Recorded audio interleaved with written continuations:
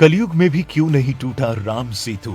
दोस्तों, हिंदू धार्मिक ग्रंथ रामायण के अनुसार त्रेता युग में भी भगवान श्री राम और उनकी वानर सेना ने लंका पर चढ़ाई करने के लिए राम सेतु का निर्माण किया था। लेकिन क्या आपने कभी सोचा है कि ये सेतु आज तक क्यों नहीं टूटा? वैसा का वैसा कैसे बना हुआ है?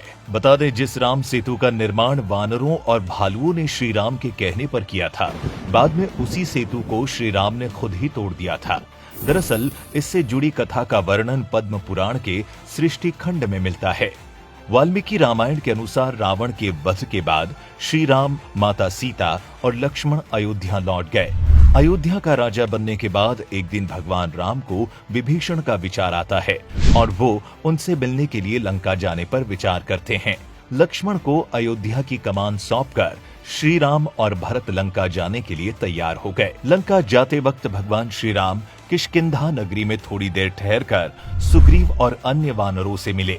जब सुग्रीव को पता चला कि श्री राम विभीषण से मिलने लंका जा रहे हैं, तो वो भी उनके साथ निकल पड़े। दोस्तों, जब विभीषण को पता चला कि श्री राम, भरत व सुग्रीव लंका आ रहे हैं, तो वे पूरे नगर को सजाने का आदेश देते हैं। श्री राम लंका पहुंचे तो वे विभीषण को धर्म अधर्म का ज्ञान देते हैं और कहते हैं कि तुम हमेशा धर्म पूर्वक इस नगर पर राज्य करना। श्री राम पूरे 3 दिन तक लंका में रुके थे। जैसे ही भगवान श्री राम अयोध्या जाने के लिए पुष्पक विमान पर बैठते हैं, विभीषण उनसे कहता है कि भगवान, आपने जैसा मुझसे कहा है, ठीक उसी तरह मैं धर्म पूर्वक राज्य करूंगा। लेकिन इस पुल के रास्ते जब मानव यहाँ आकर मुझे परेशान करेंगे, उस समय मुझे क्या करना चाहिए? बस फिर क्या था, विभीषण के ऐसा कहने पर श्री राम ने अपने बाणों से राम सेतु के पुल के 2 टुकड़े कर दिए। फिर 3 भाग करके बीच का हिस्सा भी अपने बाणों से तोड़ दिया, ताकि विभीषण को भविष्य में किसी तरह की परेशानी न हो और मानव उन्हें किसी तरह से परेशान न कर पाए।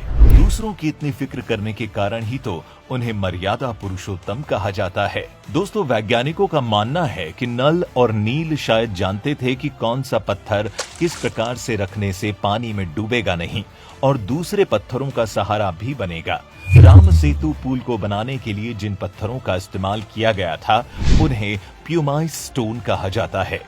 ये पत्थर ज्वालामुखी के लावा से बनते हैं, जिसमें कई सारे छिद्र होते हैं। इसकी वजह से ये पत्थर एक स्पंजी यानी खंकरा आकार ले लेता है।